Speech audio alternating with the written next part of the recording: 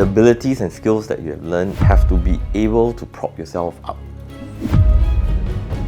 Most of my job requires thinking of complex structures. Actually, everything connects to one another and has learning points. If you extract that, then you build things that can last. All the way until Lehman Brothers crashed, and that was like just 2 years into the business, and my revenue went from 300,000-400,000 a month to zero overnight. At a point of time where I think that there's nothing else to learn, whatever it is that I'm doing is the point of time that I think I'll stagnate.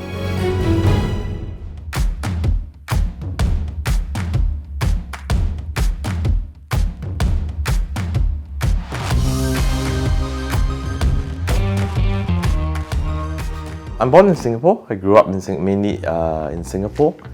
I was always an old man growing up. I think that's what my friends always said about me.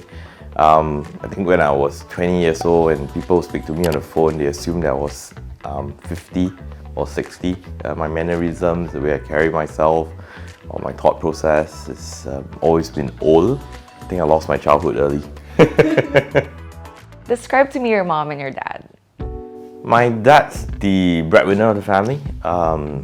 Pretty serious man. I didn't get to interact with him much growing up. We had our struggles growing up as a family. He was always out early for work and then he came back late, or I was out late, so I didn't really interact with him much. My mom has always been ill, so again, we don't interact much. So I was pretty independent growing up as a kid. I go to school myself, I come back myself, I study myself. I forged nearly all of my parents' signatures on all my record cards because I don't really see them that often, so you don't get documentation signed. It got so to a point where the teacher recognized my signature as my mom's signature because it was the same from primary 1 all the way up to secondary school. I chose my own schools with no input from my parents. I signed all the documents on my own. I was a pretty independent kid. I was living really very much in my own space and growing from there. Did you have many friends? Oh, I had lots of friends. One thing I did is I'm a friendly person. So one of the things is I really had a lot of friends growing up, good and bad. I hanged out at my friends' houses most of the time, or we went out, did cycling. It's like, I remember this incident, I went out cycling with my friend and we did overnight, it's more like overnight, it was a 3-day, 2-night kind of a thing. We went pretty far and out of the way. My parents didn't even notice I was not at home by the time I got back. They didn't even notice I was not even there. So I was pretty independent as a kid, I enjoyed that freedom. I think from the age of 8 or 10, I was given a pager so that if my parents needed to reach me, they could actually reach me. I remember it was a neon green pager. It was as, in our terms, as bing as possible, which is like, bing is what we call, I won't say funky, it's like a gangster. It's as gangster as possible. It was a neon green, transparent pager. And that was and that was when I was 8. I was the only kid in school carrying a pager. Hobbies, what are your interests? Unfortunately, Jin has been keeping me too busy to have any interest. I like reading. I like reading a lot. I digest a lot from books but now mainly online. I read a lot of stuff. I used to play a lot of table tennis. I was growing up, I was on the school team. I played a lot of it. But really, I mean, even from young, I started my first business things when I was 12, making trades. I was buying things from the US, selling them in school. Some of it is not that legal, which I would not mention for video for a long period of time. So I did enjoy the concept of business, the concept of making businesses work, connecting trades, connecting points. I like to think a lot, I like to read a lot. I'm a geek, basically. I lost all my hair because of it. It's just too much thought. This is too hot. Still the same, my kindergarten teacher asked me what I want to be when I grew up. I said I want to be a millionaire. Still chasing the same dream. After so long, it just doesn't matter how I get there. Piece of Now it's advice. changed. I want to be a billionaire. No, I'm just kidding. What is the lowest point in your life? Lowest point in my life. Now there's many of them. Maybe when I got married. No, just kidding. That was the highest point in my life. I have to say that. Lowest point in my life. I experienced multiple business failures throughout life, mainly from a lot of extraneous events, not really my control. I was trading a lot in university. I made most of my money from trading stocks, shares, futures at a certain point of time. I lost most of it when two planes crashed into two towers in America, and they call it 9/11, and that wiped out a lot of everything that I had at that point of time. When I came out to work, the first business I started was to create a training program for fixed protocol. It was basically a protocol that communicated between stock exchanges and traders, and that protocol has to be basically kept in a way that maintained by IT in such a way that the trades were instantaneous, especially for high volume trading. So we started that training program. It did very, very well. We partnered with the New York Stock Exchange and we came to Singapore, and we did it in nearly 22 countries. Within the first 2 years, it grew tremendously. The business took off. All the way until Lehman Brothers crashed. And that was like just 2 years into the business. And my revenue went from, I think at that point was like 300,000-400,000 a month to zero overnight. Straight away. Drop off, and I was at that point I had like a team of 40 people. I had to let people go. It was so painful. I hate, when especially it's like I hired these people, they were working for me, and then they were part of our team, but I was zero revenue. It was just like snap. Just nothing you can do about it. And then the economy recovered a bit. I had to build from scratch everything. Had a bit of savings left, and I built from scratch everything. Had to build up again, all the way until COVID hit. And you had conference and exhibitions business as a big zilch, And again, your revenue dropped from a couple of hundreds of thousands or millions into zero overnight. There's just nothing to do about it. And then for the next 2 years, it was just all gone. Important thing is the skills that you have learned, the abilities and skills that you have learned have to be able to prop yourself up. The one thing that I really took out of the entire my life experiences over all the business we've done since I was 12 is that my pickup has been faster and faster and faster. It took me months, years, and now it takes me weeks to recover, to create a new paradigm for myself, to actually bounce back. So this is important, and I think for anybody in the business, anything can happen. If you ask me 3 years ago, if there's such a thing as COVID, something that can shut down the world economy and travel overnight, I'll tell you, no, that's not possible. Our world is too interconnected. I was proven very wrong, right? Anything is possible in the world. Learn the skills that you need, keep it in mind, make friends, keep friends, and bounce back. Do something else, just pivot.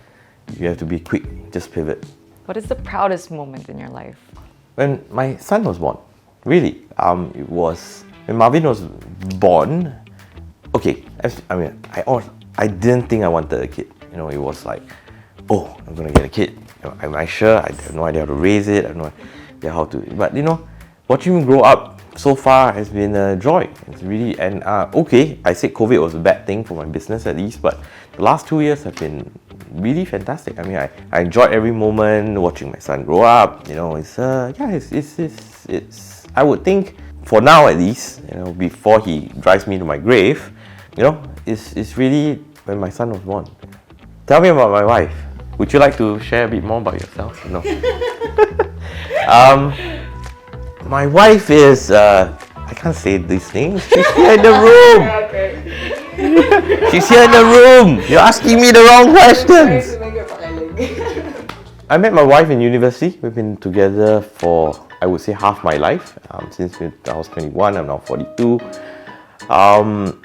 She is very different from me. I'm surprised we actually got together.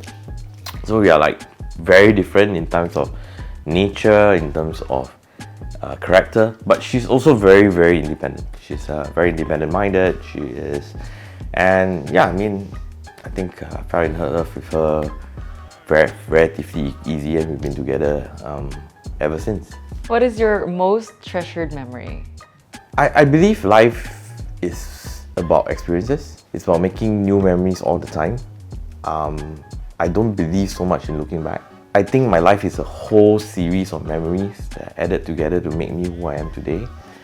I don't see any one of the memories more valuable than the other memory. Yeah, so it's very hard to, for me, it's very hard to answer that question because I'm looking forward to making new memories, to be honest. I'm looking forward to learning new things. I'm looking forward to experience. I don't think that my life is over yet. I hope. It's really about creating that life, that experience, that new sensation as we go along. Do you have a vision board at this stage in your career and life? If you do, what are the things that are on it? I think most of my job requires thinking of complex structures, the way the various elements connect together on an ecosystem level. If something happens here, what will happen here, here, here, here, and here? Everything's interconnected. A lot of what I do involves thinking on that level. I don't really have a vision board per se, but everything's connected. If you do one thing here, it will impact many other things, and you have to take all of that into consideration in order to take a path, even to move forward. And if I'm wrong, it means my entire community suffers because I'm building a structure and ecosystem for a lot of people, or I hope to build it for a lot of people. So, that requires careful planning and thinking. Now moving on to Oz, what do you resonate with the most about what Oz brings to you on a personal level? I like Oz because it's a very ambitious project. Like me, I'm a very ambitious person. It creates real world impact. It impacts, and if I'm successful, can change the lives of a lot of people, which I'm actually at a stage of my life where I want to leave a mark. I actually want to help people. I want to impact people, right? While doing what I'm good at, right? So this is a project that has all of the hallmarks. Is able to create a lasting system, also to speak, create a lasting change, and I look forward to that. I'll give a very good example. All the way back in university, right? I was head of what we call a constitutional club. So it was one of the three heads of the student body in the university. We had three constitutional clubs. I was head of one of them. And I went in there with with a vision of change. I just wanted to shake things up and really change, and I implemented so many new structures, so many new projects, so many new frameworks. Until today, when I went back to school and talked to alumni, they're following exactly the same thing I set up. They haven't changed it. I want to be that change maker. I want to create that thing that will last because I've thought of it well. I've managed to frame it well. I believe that it should then last. Lastly, do you have any words of wisdom that you live by? At a point of time where I think that there's nothing else to learn from whatever it is that I'm doing, is the point of time that I think I'll stagnate and literally die. Because I think that every day you should wake up with the notion of, hey, I got to learn something new today.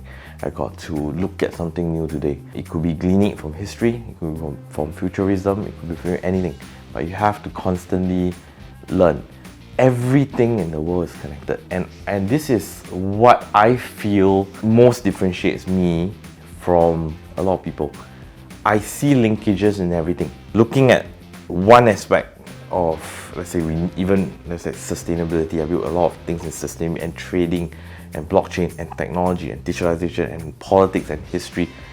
Actually, everything connects to one another and has learning points. If you extract that, then you build things that can last. If not, you will stagnate. This is really what I wake up every day to do.